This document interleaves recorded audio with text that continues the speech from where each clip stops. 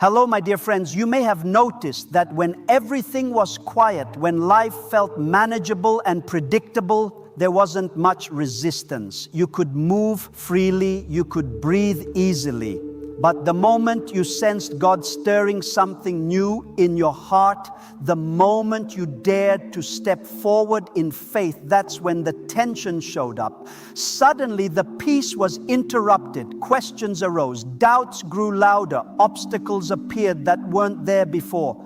And you wondered, why now? Why does it feel harder when I'm trying to obey God? Let me tell you something that may change the way you see the struggle you're in. Opposition is often proof of promotion. The resistance you feel is not a sign that God has abandoned you. It is often the clearest evidence that He is advancing you. The enemy does not waste his energy fighting people who are standing still. He doesn't bother with lives that are comfortable, complacent, and going nowhere. But when God puts His hand on someone, when He begins to move them forward, stretch their faith, expand their influence, that's when the battle intensifies. Not because you are weak, but because you are becoming dangerous to the forces that oppose God's work. Think about it. The fiercest battles in Scripture did not come before God's promises, but right before their fulfillment. Every time God prepared to elevate someone, resistance rose to meet them, not to defeat them, but to test whether they would trust God enough to keep moving forward. You see, opposition doesn't mean you missed God.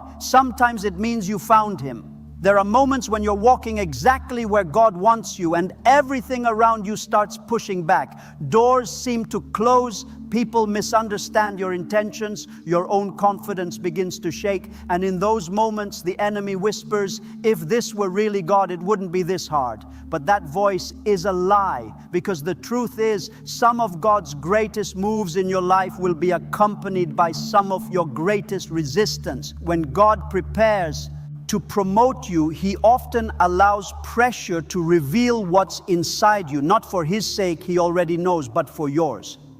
Pressure has a way of bringing clarity. It shows you what you truly believe. It exposes whether your faith is rooted in comfort or in conviction. There are people listening right now who are confused by the fight they're facing. You've been praying more, seeking God more earnestly, trying to live more faithfully than ever before. Yet the battle seems heavier, the temptation stronger, the criticism sharper, and you're asking yourself, why is my obedience being met with opposition? Because obedience attracts attention in the spiritual realm. When you step forward in faith, you step into territory the enemy once claimed as his own, and he doesn't surrender ground quietly. He resists, he threatens, he tries to intimidate you into retreat. But hear this clearly, resistance is not the same as defeat. The presence of a battle does not mean you are losing. It often means you are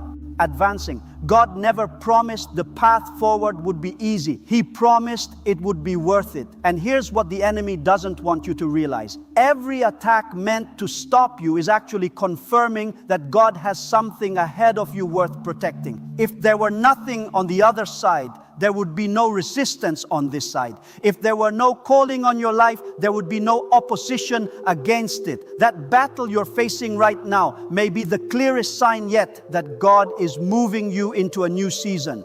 But opposition has a way of making us second guess ourselves.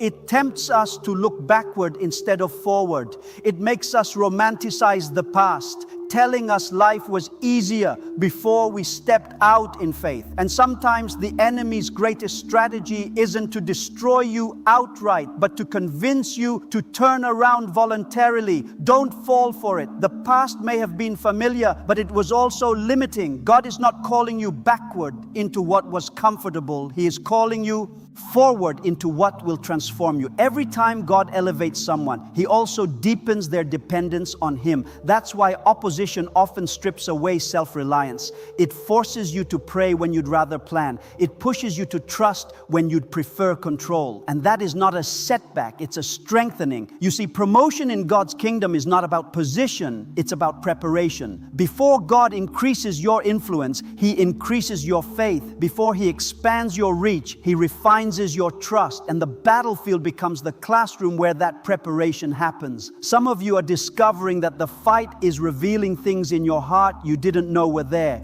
Fear you thought you'd conquered. Pride you didn't realize had taken root. Doubts you hoped were long gone. But God is not exposing these things to shame you. He is revealing them so He can heal them, strengthen you, and remove anything that would collapse under the weight of what He's about to place on your life. Opposition doesn't just come to stop you, it comes to shape you. And there's something else you need to understand. The enemy often attacks at the point of your calling. If God has called you to speak truth, expect opposition through discouragement and silence. If God has called you to lead, expect resistance through criticism and isolation. If God has called you to walk in faith, expect pressure through uncertainty and delay. The very area under attack is often the very area God is advancing. So don't curse the battle. Listen to what it's telling you. It's pointing you toward your purpose. There are times when the weight feels unfair. You wonder why others seem to move forward without resistance while you're fighting for every step. But remember this, God tailors the battle to the destiny. The greater the assignment, the greater the opposition. Not because you're being punished, but because you're being trusted, and God never wastes a battle. What feels like resistance today is building resilience for tomorrow. What feels like delay is developing discernment. What feels like pressure is producing perseverance. And one day you'll look back and realize that the very fight you wanted to escape was the process God used to prepare you for the blessing you prayed for. So stand firm. Don't interpret opposition as rejection. Don't mistake resistance for failure. And don't let the intensity of the battle convince you that God is absent. He is clothed than you think, working in ways you cannot yet see. If the fight has intensified, it may be because God is advancing you, and no opposition can stop what He has already ordained. There comes a moment in every believer's life when the pressure suddenly increases. You didn't change your direction. You didn't abandon your faith, and you didn't walk away from God. In fact, you were moving closer to Him than ever before. And yet, instead of things getting lighter, they grew heavier. Instead of relief, you felt resistance. Instead of answers, you felt the weight of unanswered prayers. And quietly, almost reluctantly, you ask yourself, why does it feel like everything is tightening just when I'm trying to move forward? The truth is this: the pressure increases because the purpose is closer. God has a way of allowing intensity to rise right before He brings something to completion. When the calling draws near, the battle sharpens. When the promise approaches, the strain deepens. Not because God delights in your struggle, but because you are nearing something that requires greater strength, deeper faith, and fuller surrender than ever before. Pressure is often misunderstood. We think pressure means something is wrong. We assume it's a sign of failure, delay, or divine disapproval. But in God's economy, pressure is frequently a sign of proximity. You're closer than you think. Consider how pressure works in the natural world. Nothing valuable is formed without it. Diamonds are not created in comfort. Gold is not purified without fire. Seeds do not grow without being buried and pressed beneath the soil. In the same way, God often allows pressure not to crush you, but to form you. And the closer you get to the fulfillment of God's purpose, the more intentional that formation becomes. Some of you are feeling the weight of responsibility before you've even stepped into the role God has prepared for you. You're being stretched emotionally, spiritually, even physically. You're being asked to trust when you'd rather understand, to obey when you'd rather explain, to wait when you'd rather run. And it feels unbearable at times, but hear this clearly: God God never applies pressure without purpose. What feels overwhelming now is developing the capacity you will need later. The reason the load feels heavier is because what God is about to place in your hands is weightier than what you've carried before. He is strengthening you before He entrusts you. We often pray for purpose, but we're surprised by the pressure that comes with it. We ask God to use us, to grow us, to take us deeper, and then we're confused when life stops feeling easy.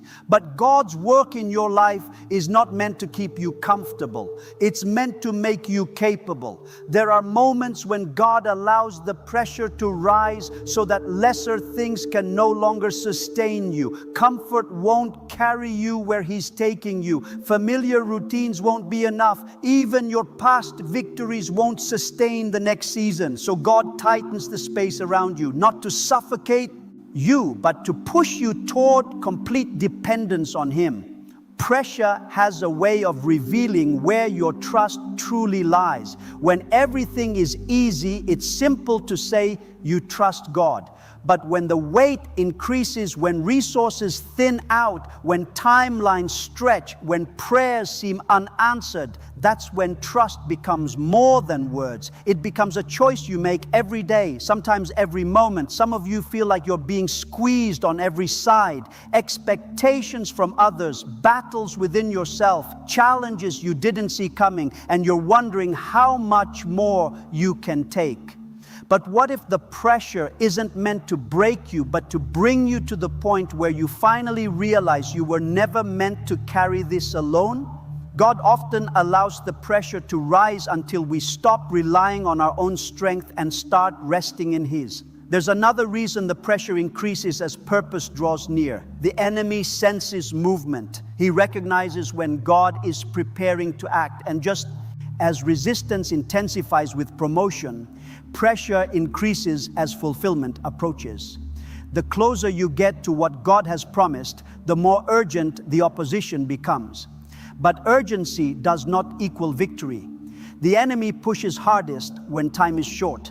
He knows he cannot stop God's plan, so he tries to wear down God's people. He hopes pressure will exhaust your faith, cloud your vision, and convince you to quit just steps before breakthrough.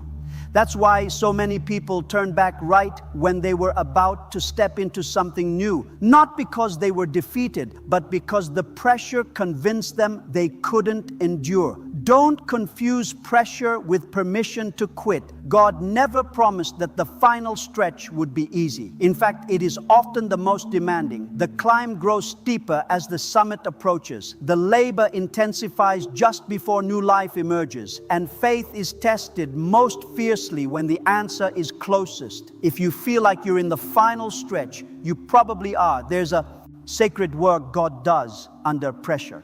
He strips away distractions. He clarifies priorities. He refines His motives. Things you once thought you needed begin to fall away. Voices that once mattered lose their influence. And slowly, steadily, your focus shifts from outcomes to obedience. Pressure has a way of simplifying faith. You stop asking for guarantees and start clinging to promises. You stop negotiating with God and start trusting Him fully. You stop leaning on what you can control and start surrendering to what only He can do. And that's where real transformation happens. God knows exactly how much pressure you can handle. He measures it with precision, not cruelty. He does not overload His children. He trains them. And just like a muscle grows stronger under resistance, your faith is being strengthened under this weight. Some of you are discovering strength you didn't know you had, endurance you didn't think was possible, a depth of prayer you'd never reached before. That's not accidental, that's preparation. The pressure is shaping you into someone who can steward what's coming without being destroyed by it. And one day, when the purpose is revealed and the promise fulfilled, you'll look back on this season and realize it wasn't wasted. Every tear mattered, every prayer counted, every moment of pressure played a role in preparing you for what God already knew was ahead. So don't despise this season. Don't rush it, and don't let the weight convince you that you're failing. The pressure is not a sign that God is distant. It's often a sign that He is deeply involved, working with intention and care. You may not feel strong right now. You may feel stretched thin. But strength is not the absence of pressure. It's the result of enduring it with faith. Hold on. Stay faithful. Keep moving forward even when it's hard to breathe under the weight. Because the pressure you're feeling today is evidence that the purpose is closer than ever. And God has not brought you this far to let go now. Just when you think you've moved past it, just when you're convinced that chapter is closed, it shows up again. The same fear you battled years ago, the same temptation you thought you had conquered, the same voice that once told you that you weren't enough, that you'd never change, that you'd never make it. And you ask yourself, why is this coming back now? I thought God had delivered me from this. But listen closely. Old attacks often return when new doors are opening. The enemy has a habit of reaching for familiar weapons when he senses that his time is short. He doesn't always bring something new. More often, he brings something recognizable, something that once worked, something that once slowed you down. And when it resurfaces, it can be deeply unsettling. It makes you question your progress. It makes you doubt your growth. It tempts you to believe that you haven't changed at all. But that's not the truth. The return of an old attack does not mean you are going backward. It often means you are standing on the edge of something new, and the enemy is desperate to keep you from stepping through. Think about how discouraging it feels when a past struggle reappears. You say to yourself, if God is really advancing me, why am I dealing with this again? And the enemy whispers, see, nothing has changed. You're still the same. But that whisper is designed to block you to what God is actually doing. God doesn't always remove old battles. Sometimes He allows you to face them again so you can see how far you've come. This time, you are not fighting with the same fear. You are not standing with the same weakness. You are not walking with the same ignorance. You have more truth now, more discernment, more dependence on God than you did before. What once overwhelmed you now reveals the growth God has already accomplished in you. But the enemy doesn't want you to notice that. He wants you focused on the memory of defeat, not the reality of progress. Old attacks resurface because they are tied to old identities. And when God is opening a new door, the enemy tries to pull you back into who you used to be. He reminds you of your failures. He brings back old labels. He stirs up old shame. Not because those things define you, but because He hopes you'll accept them again. But God is not calling you to live out of your past. He is calling you to walk into your future. When old struggles reappear, it's often because the enemy is trying to distract you from what God is doing right now. He wants your attention on what's behind you instead of what's ahead of you. Because as long as you are looking back, you are not stepping forward. That's why these attacks feel so personal. They strike at your confidence. They challenge your identity. They make you question whether God's promises are really for you. But hear this. If God were not opening a new door, the enemy would not be working so hard to pull you backward. Old attacks are often a sign that the enemy recognizes the threshold you are approaching.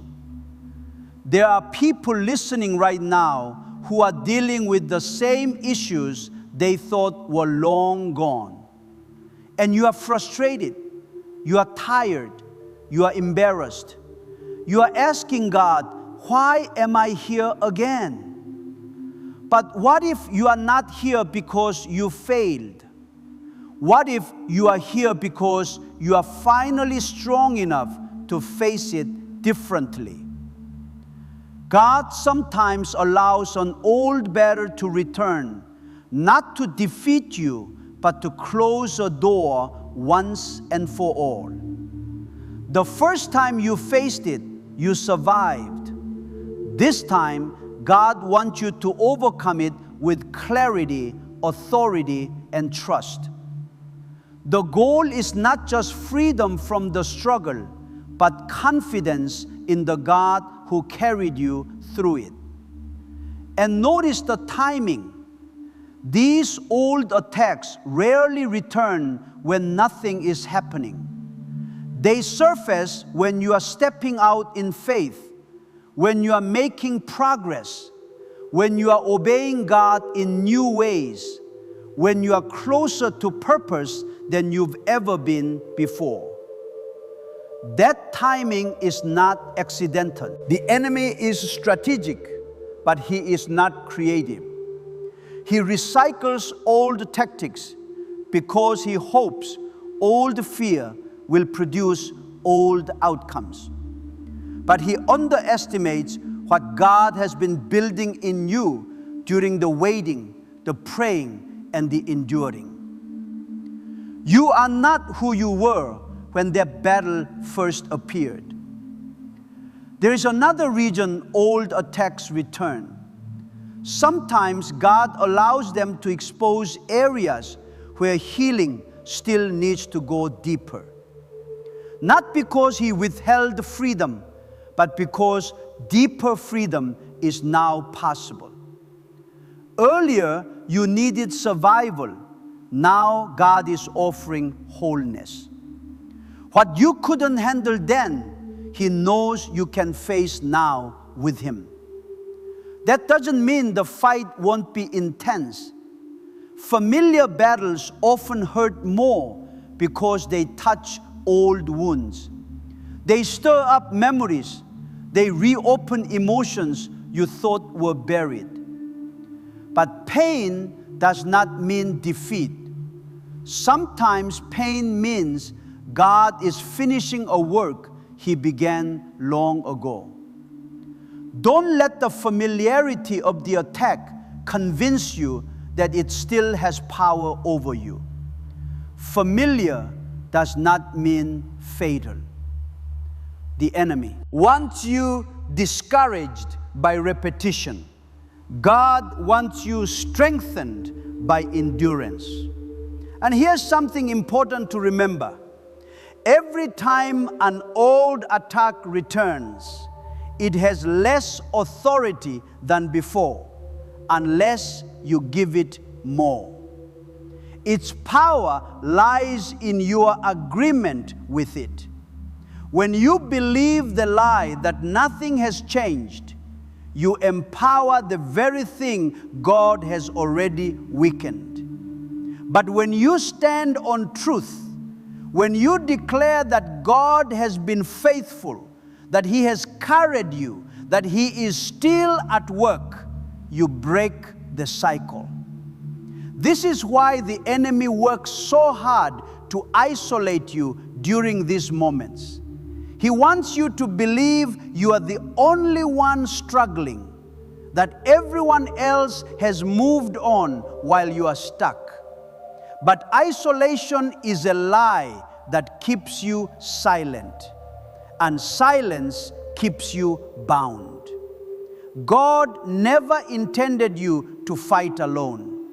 When old attacks resurface, they are often a signal to lean deeper into God, not pull away from him, to pray more honestly, to trust more fully, to depend less on your own strength and more on his sustaining grace. You are not failing because the battle returned. You are being invited to stand in a new way. And this is where courage matters. Not the absence of fear, but the refusal to let fear dictate your steps. Courage is saying, I've been here before, but I'm not the same person anymore. God has brought me through too much to abandon me now. All the attacks are not proof that the enemy is winning. They are often proof that he is running out of options. So don't panic when the past knocks on your door. You don't have to answer it. You don't have to relive it. You don't have to identify with it. You can acknowledge it. Stand firm and keep moving forward, because the door God is opening is far more powerful than the attack trying to pull you back. And when you finally step through that door, when you see what God has been preparing all along, you'll realize that the old battles didn't return to defeat you. They returned to remind you that even your past cannot stop what God has already planned for your future. There is a reason God does not remove every battle the moment it appears. If He did, we might be spared discomfort, but we would also be robbed of something far greater. Because God uses the battle to build spiritual authority. Not authority that comes from titles, applause, or position, but authority that is forged in prayer, shaped through obedience, and strengthened by endurance. Many people want victory without struggle, influence without testing, and authority without surrender. But that is not how God works. Spiritual authority is not given cheaply. It is developed slowly, deliberately, and often painfully. And the battlefield is where that development takes place. You see, anyone can speak about faith when life is calm. Anyone can quote scripture when nothing is at stake. But authority is revealed when faith is tested. Authority is formed when you keep trusting God while the ground beneath you is shaking. Authority is born when you refuse to let fear, fatigue, or failure silence your obedience. The battles you face are not random interruptions. They are divine opportunities. God is not only concerned with where He has taken you, He is deeply concerned with who you are becoming along the way. And every struggle you endure is shaping your inner life, your character, your humility, your dependence on God. Without those things, influence becomes dangerous and success becomes destructive. That's why God allows the fight to linger sometimes, not to torment you, but to train you. When you walk through a battle with God, something changes inside you. Your prayers deepen. Your discernment sharpens. Your ears become more sensitive to His voice. You begin to recognize the difference between His leading and your own impulses. And slowly, quietly, spiritual authority begins to take root. Authority is not loud. It doesn't announce itself. It doesn't need to prove anything. It carries a quiet confidence that comes from knowing God has been faithful before and trusting that He will be faithful again. The enemy understands this. He knows that every time you stand firm in a battle, you gain ground, not just externally, but internally. That's why he tries to discourage you, wear you down, and convince you that the fight isn't worth it. He's not just trying to stop you from reaching a destination. He's trying to stop you from becoming someone. Because once God builds authority in a believer, their prayers carry weight, their words carry truth, their presence carries peace, and the enemy loses influence wherever they stand. Spiritual authority doesn't come from knowing about God. That comes from walking with Him through difficulty. It is the difference between borrowed faith and personal conviction, between repeating words and living truth. Some of you are discovering that the battle is striking away shallow faith, the kind that depends on circumstances going your way, the kind that fades when answers are delayed. And in its place, God is building something deeper. Faith that holds on when nothing makes sense. Trust that remains when feelings disappear. Obedience that stands even when the cost is high. That kind of faith carries authority. You begin to realize that you don't need to panic when things go wrong. You don't need to rush God or manipulate outcomes. You've learned through the fire that God is steady even when life is not. And that knowledge cannot be taken from you. Authority is born when you've seen God sustain you, and you know beyond theory that He will do it again.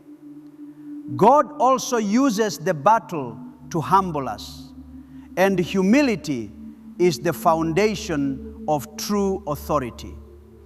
Pride weakens spiritual influence, but humility strengthens it. When you've been brought to your knees in prayer, when you've had to admit your need for God, when you've learned that you cannot save yourself, that's when God entrusts you with greater responsibility. Because humble people give God the glory, and God will always trust those who give Him the credit. Some of the strongest believers are not those who have avoided hardship, but those who have endured it and emerged with compassion instead of bitterness. Authority is not just power, it is wisdom. It is knowing how to speak truth with grace, how to stand firm without becoming hard, how to lead without dominating. And that wisdom is learned in the battle. God is shaping your response, not just your outcome. He's teaching you how to trust Him when the answer is delayed, how to remain faithful when recognition is absent, how to low V when it would be easier to withdraw. Those lessons are not secondary, they are essential. Without them, authority becomes hollow. There are people listening who feel worn down by the constant struggle. You are tired of fighting, tired of praying, tired of holding on, and you are wondering if this battle will ever end. But what if the very fight you are weary of is the place where God is strengthening your voice in the spiritual realm? What if every time you choose faith over fear, heaven takes notice? God is not just watching what you overcome. He is watching how you overcome it with bitterness or with trust, with pride or with humility, with despair or with hope. And every right choice, even the quiet ones, adds weight to your spiritual authority. The enemy fears believers who have been through the fire and still trust God, because those believers are not easily shaken. They don't depend on emotion. They don't retreat at the first sign of difficulty. They know what God has brought them through, and that knowledge anchors them. You cannot fake that kind of confidence. It must be earned through endurance. There are battles God allows simply because He knows what they will produce in you. He sees the leader, the encourager, the servant, the witness you will become on the other side. And He knows that without this season, you would not be ready to carry that calling with grace. So when the battle feels relentless, remember this: God is not just defending you, He is developing you. He is teaching you to stand, to pray, to discern, to endure. And every lesson learned under pressure becomes strength you will carry for the rest of your life. One day, someone else will face a similar struggle. Then, because of what you endured, you will be able to stand beside them, not with empty words, but with lived faith. Your testimony will carry authority because it was born in the battle. That is how God works. He turns trials into training, struggles into strength, battles into authority. So don't despise the fight, don't resent the process, and don't underestimate what God is building in you right now. Because when He finishes this work, you will not only walk forward, you will stand firm with a faith that cannot be shaken and an authority that can only come from walking through the fire with God. There are seasons when the battle doesn't just feel intense, it feels lonely. You look around and realize that the people who once walked closely with you are no longer there. Conversations have changed. Support feels quieter. Encouragement is scarce. And you begin to wonder if you've done something wrong, if you've been forgotten, or if God has somehow left you to face this on your own. But hear this with clarity and hope. Isolation is often a strategy, and endurance is the victory. God never intended isolation to destroy you, but He often allows separation to define you. Not because others are unimportant, but because there are lessons that can only be learned when it's just you and Him. Before God elevates a person publicly, He often develops them privately. Before He uses a voice broadly, He teaches that voice to listen closely. Some of the most critical moments in your spiritual growth will happen when applause is absent and reassurance is silent. Isolation has a way of exposing what we truly rely on. When the crowd thins and the noise fades, you're eager to see whether your faith is anchored in God or supported by people. And while community is a gift from God, it was never meant to replace dependence on Him. There are times when God gently removes distractions so He can sharpen your focus. He reduces external voices so you can hear His more clearly. And what feels like abandonment is often divine protection, shielding you from influences that would weaken you before your assignment is fully formed.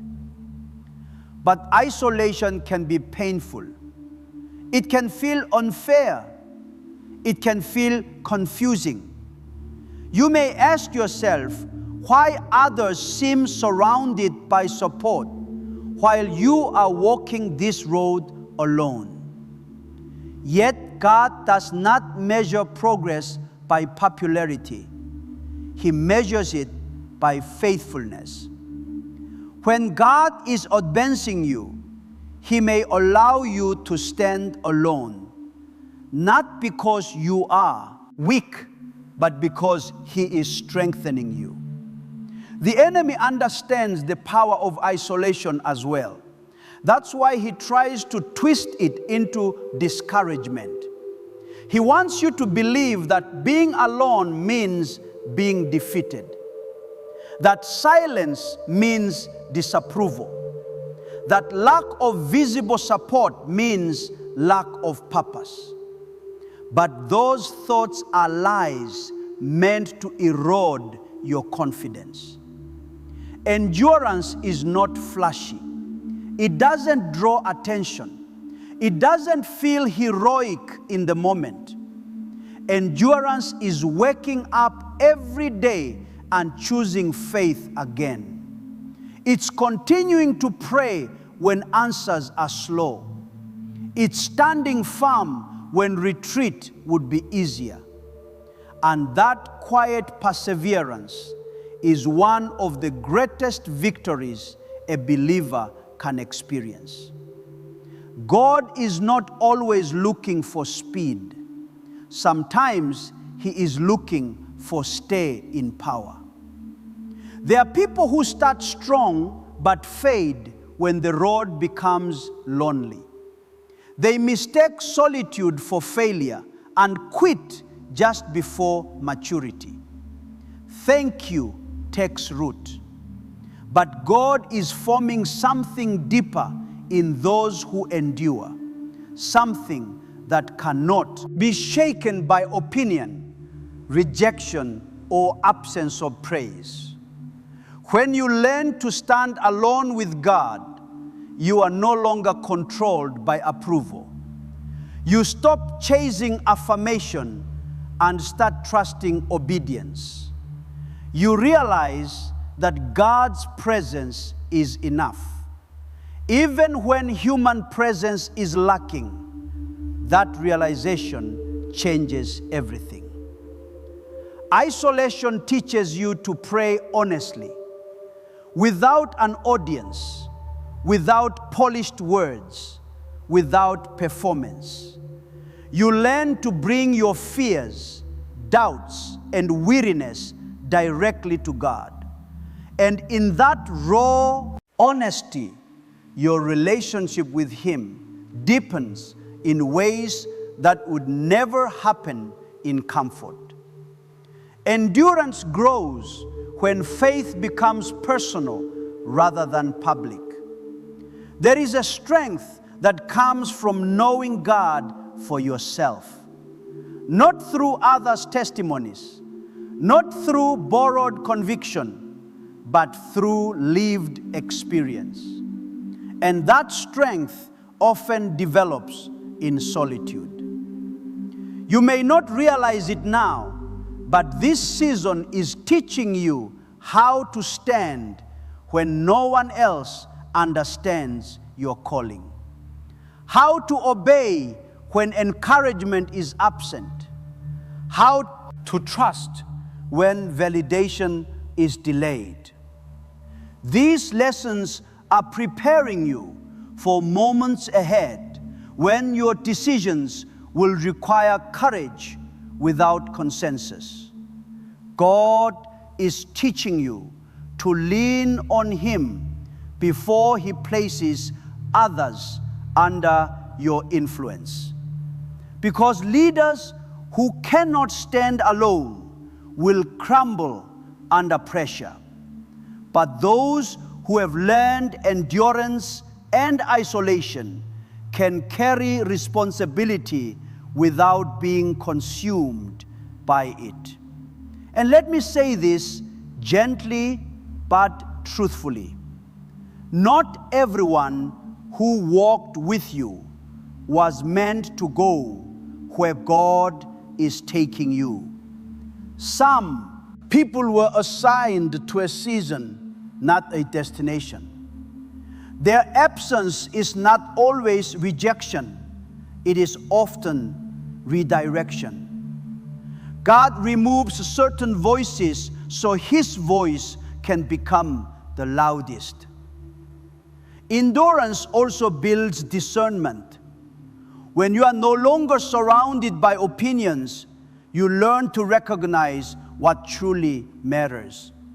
You become more sensitive to God's leading and less reactive to circumstances. You stop rushing decisions and start waiting for direction. This kind of patience is forged in quiet places. The enemy fears believers who endure without applause, because those believers are not easily manipulated. They are not swayed by trends or pressure. They are anchored, steady, and rooted in truth. Endurance silences the enemy's lies. When he tells you that you are alone because you failed, endurance declares that you are still standing. When he tells you that silence means God is absent, endurance reminds him that God often works quietly. When he tells you that quitting would be easier, endurance proves that faith is stronger than fear. God honors endurance, not always immediately, not always visibly, but always faithfully. There will come a day when this season makes sense, when you look back and realize how much stronger you became when no one was watching, how much deeper your faith grew when support was scarce, how clearly you learned to hear God when distractions were removed.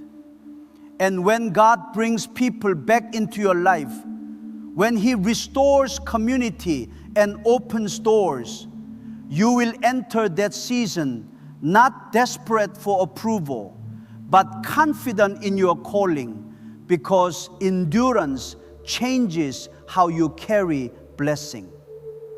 You won't cling to people. You won't fear loss. You won't crumble under criticism. You will have learned that God alone is enough.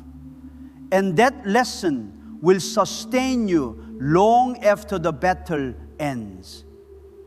So if you are walking through a season that feels isolating, don't assume God is distant. He may be closer than ever, strengthening your faith in ways that will carry you through every season ahead. Stay faithful. Keep praying. Keep standing. Keep enduring. Because the one who learns to stand with God in solitude will never fall when the crowd returns. There comes a moment when God leads you forward, but He does not explain every step. You sense His direction, but the details are unclear. You feel His call, but the path ahead is hidden. And that is often the most uncomfortable place for a believer to stand.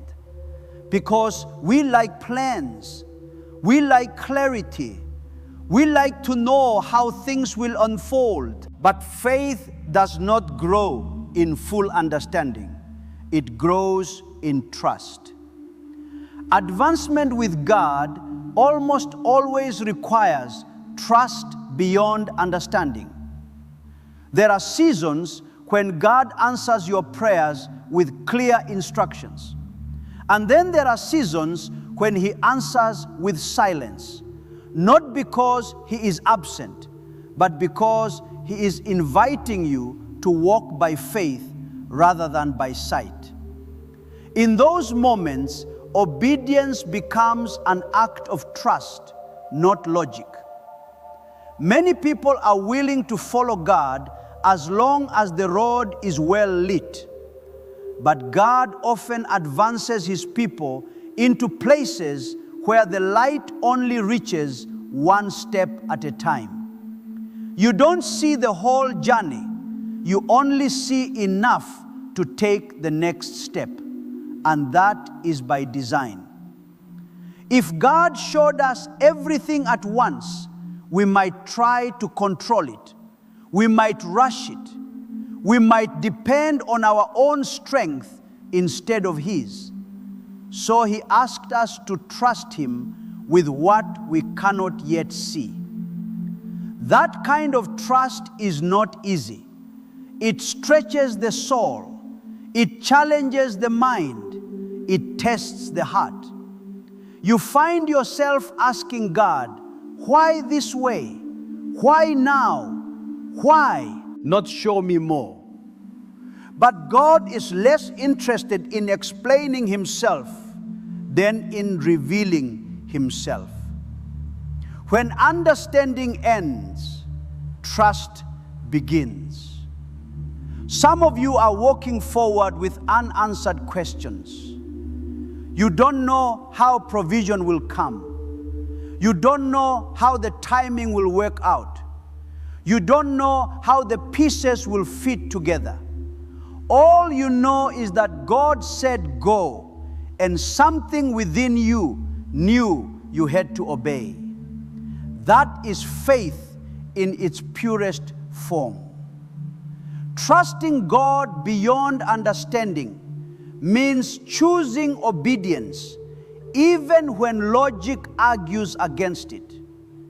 It means believing God's character when circumstances seem to contradict it. It means holding on to His promises when emotions tell you to let go. And make no mistake, this kind of trust is costly. It requires surrender. It requires patience. It requires humility, because it forces you to admit that you are not in control. And that is something the human heart resists. But control was never meant to be your burden. Trust was God does not advance people who must have every answer before they obey.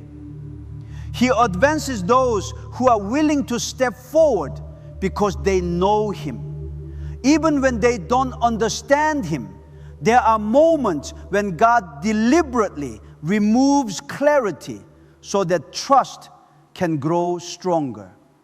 He allows ambiguity so dependence can deepen. He withholds explanation so faith can mature. And in those moments, the enemy whispers, if God were really with you, this would make sense. But faith does not demand sense. It demands trust. Understanding says, I'll move when I see. Faith says, I'll move because He said trust beyond under.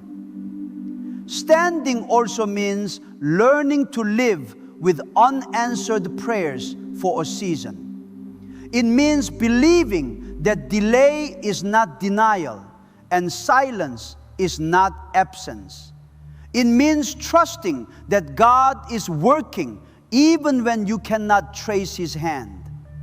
Some of the greatest acts of faith happen quietly in the daily decision to keep trusting, to keep praying, to keep walking forward without certainty. There is nothing dramatic about it. No applause, no recognition, just obedience day after day. But heaven sees it.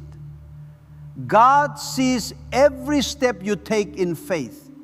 He sees every moment you choose trust over fear. He sees every time you resist the urge to turn back simply because the road ahead feels unclear. And let me tell you something important. God never asks you to trust Him blindly. He asks you to trust Him based on who He has already shown Himself to be. His faithfulness in the past becomes the foundation for your trust in the present. When you don't understand what God is doing, remember what He has already done. Trust beyond understanding also requires releasing the need for immediate results. We live in a world that demands quick answers and instant outcomes. But God often works slowly, deliberately, and invisibly. Seeds take time to grow. Roots form underground before fruit appears above. God may be doing His greatest work in you when it feels like nothing is happening at all. Waiting does not mean wasting. Trusting does not mean stagnation. Even when you feel still, God is moving. There are people who give up simply because they misunderstand the pace of God. They assume that if progress isn't visible, it isn't happening. But God is more concerned with depth and speed. He is building something that will last. Trusting Him beyond understanding means accepting His timing even when it doesn't match your expectations. It means believing that His delays are purposeful, not careless. That His plan is precise, not random. And this trust is what carries you through seasons of uncertainty. When clarity is absent, trust becomes your compass. When answers are delayed, faith becomes your anchor. When the way forward feels confusing, obedience becomes your guide. God does not promise to explain everything. He promises to lead you faithfully. There will be moments when you wish God would simply tell you how it will all work out. But if He did, you might rely more on the information than on Him. So instead, He invites you into relationship, a daily walk of trust, dependence, and surrender. That is how faith becomes personal. Trust beyond understanding also prepares you for greater responsibility. Because those who must understand everything before they obey cannot be trusted with much. But those who trust God, even in uncertainty, are ready to carry weight without collapsing under it. God is shaping your heart for what's ahead. One day, the things that confuse you now will make sense. The dots will connect. The delays will be explained. The struggles will reveal their purpose. But by then, your faith will no longer depend on understanding. It will rest securely in trust. And when that day comes, you will not say, "Now I believe." You will say, I believed even when I didn't see. So if you are walking forward without clarity, don't be discouraged. You are not lost. You are not behind. You are not forgotten. You are exactly where faith grows strongest. Keep trusting, keep obeying, keep moving forward. Because when God is advancing you, He is not asking for your understanding. He is asking for your trust. And that trust will carry you all the way home.